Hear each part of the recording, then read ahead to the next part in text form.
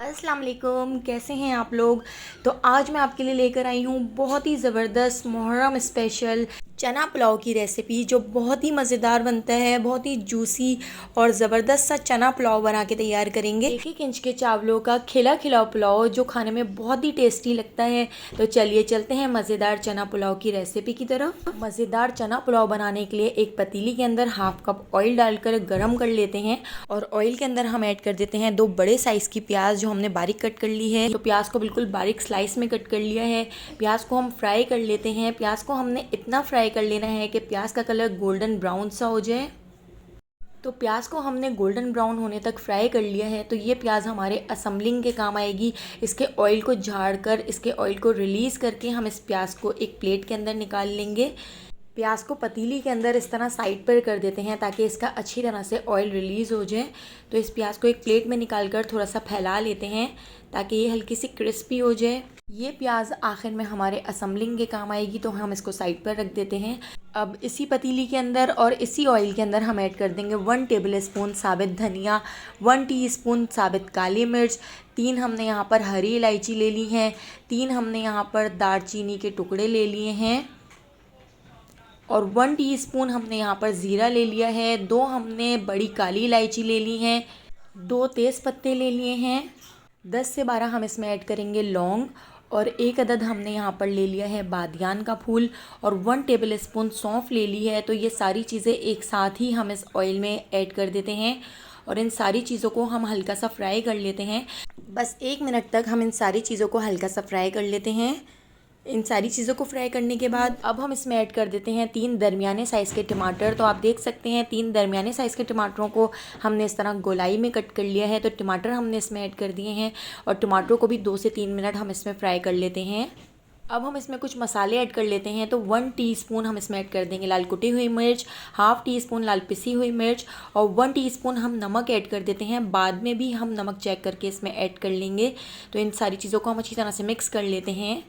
एक हमने यहाँ पर चिकन कनौर क्यूब ले लिया है, तो हम इसमें ऐड कर देंगे। अगर आपके पास चिकन का क्यूब ना हो तो इसकी जगह आप चाइनीज़ सॉल्ट या चिकन पाउडर भी आप इसमें ऐड कर सकते हैं। जो बाहर देग में बना के तैयार करते हैं वो भी ज़रूर ऐड करते हैं, जिससे बहुत ही ज़बरदस्त सा फ्लेवर आता है। यहाँ पर हमने 1 बंच लहसुन का ले लिया है, अदरक के टुकड़े ले लिए हैं, 6 से 7 हरी मिर्चें ले ली हैं, इनको पीस लिया है। हल्के से पानी के साथ ब्लेंडर जग में डाल के इन तीनों चीज़ों को पीस लिया है। तो ये तीनों चीज़ें भी हमने इसमें ऐड कर दी हैं। इनको भी हम इसमें अच्छी तरह से मिक्स कर लेते हैं।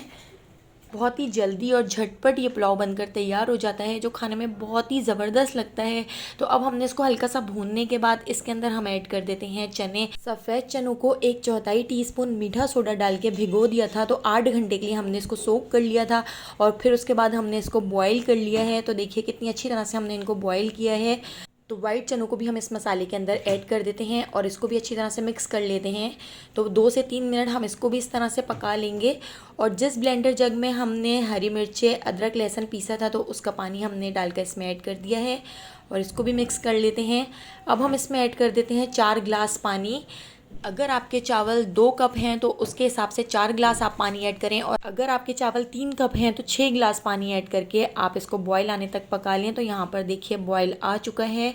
अब हम इसमें 1 टीस्पून पिसा हुआ धनिया ऐड कर देते हैं। तो उस वक्त भी हम ऐड कर सकते थे, लेकिन अभी हम इसमें ऐड कर रहे हैं। इसको भी अच्छी तरह से मिक्स कर लेते हैं और अच्छी तरह से बॉयल आने तक पका लेते हैं। और इसके अलावा देखिए हमने यहाँ पर एक दरमियाने साइज़ का लीमू ले लिया है। तो इस पूरे लेमन को हम निचोड़ देते हैं। इससे ये खट्टा नहीं होगा, लेकिन इसका जो टेस्ट है वो उभर जाएगा, बहुत ही ज़बरदस्त सा टेस्ट हो जाएगा। अब हम इसमें एक आलू बुखारा भी ऐड कर देते हैं और यहाँ पर देखिए कितनी अच्छी तरह से बॉयल आ चुका है। यहाँ पर हमने बासमती चावल ले लिए हैं 750 ग्राम। इनको धो लिया था और 30 मिनट के लिए हमने इसको भिगो दिया था। तो हमारे चावल भी सोख हो चुके हैं। तो चावलों को हम इसमें ऐड कर देते हैं। मैंने यहाँ पर फलक बासमती चावल लिए हैं, तो ये बहुत ही ज़बरदस्त बन के तैयार होते हैं।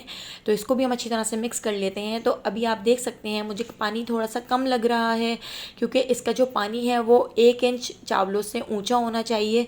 तो यहाँ पर मैं आधा गिलास पानी इसमें और ऐड कर देती हूँ। आधा ग्लास पानी ऐड करके इसको अच्छी तरह से मिक्स करेंगे और फुल फ्लेम पर हम इसको इतना पका लेंगे कि चावल और पानी की सतह बिल्कुल बराबर हो जाए। इस स्टेज पर नमक ज़रूर चेक करें। तो यहाँ पर नमक मैंने चेक किया था तो मुझे थोड़ा सा कम लग रहा था, तो 1 टीस्पून नमक मैंने इसमें और ऐड कर दिया है। नमक ऐड करके इसको अच्छी तरह से मिक्स कर लेते हैं।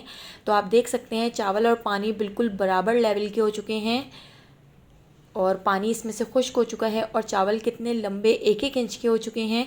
तो बस इस स्टेज पर अब हम इसको दम लगाएंगे। तो इसको दम लगाने से पहले हम इसमें कुछ चीज़ें ऐड कर लेते हैं। हमने जो प्याज फ्राई करके रखी थी तो ये पूरी प्याज हम इसके ऊपर डाल देते हैं और प्याज ऐड करने के बाद इसके ऊपर हम ऐड कर देंगे पुदीना। तो आधी गड्डी पुदीने को बारीक कट करके हम इसके अंदर ऐड कर देते हैं। 1 गड्डी हरा धनिया बारीक कट करके हमने इसमें इस तरह से ऐड कर दिया है।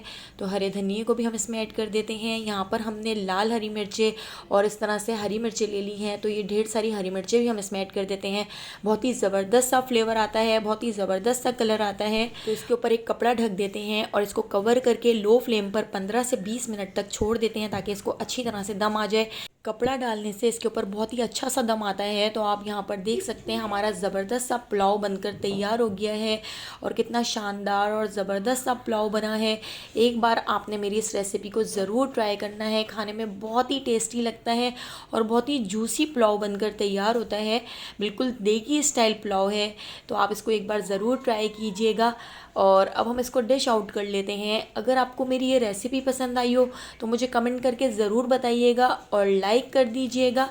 और अगर अभी तक आपने मेरे चैनल को सब्सक्राइब नहीं किया तो जल्दी से मेरे चैनल को सब्सक्राइब कर लीजिए और बेल आइकॉन के नोटिफिकेशन को ऑन कर लीजिए, क्योंकि डेली जो मैं वीडियो अपलोड करती हूँ उसका नोटिफिकेशन आपको मिल सकेगा और आप मेरी सारी वीडियोज़ वॉच कर सकेंगे। तो आने वाली वीडियो तक मुझे दीजिए इजाज़त। अल्लाह हाफ़िज़।